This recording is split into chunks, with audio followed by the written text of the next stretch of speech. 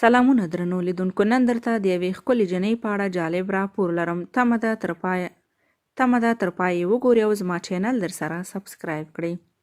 د روسیې ولسمشر ولادیمیر پوتین یو شخصي ساتونکی وایي ځکه له دندې ګوښه شوې چې د تشکیلاتو مشر او ملګرو یې د دې ښایست سره بخیله کېده.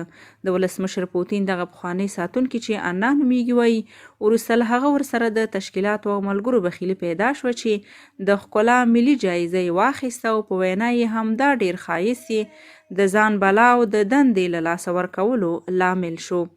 زما همکارانو وروسته له هغه چې د ملي ښکلا جایزې اخیستلو پر مهال زما هغه ویډیو ولیده چې ملا مې نیمه لوڅه وه، زما له ښایسته متاثره شول او پریکړه یې وکړه چې ما له دندې لرې کړي. د روسیې ځایي رسنیو د انا له قوله لیکلي چې له لومړیو وختونو یې همکارانو ورسره حسد او بخیلي لرله، خو دا وروستی ویډیو ورته نوره د زغملو نه وه. روسیې یو له هغه هیوادونو څخه ده چې د نړۍ په کچه ښایسته نجونې لري او لامل یې هم د یاد هیواد سړه هوا ګڼل کیږي.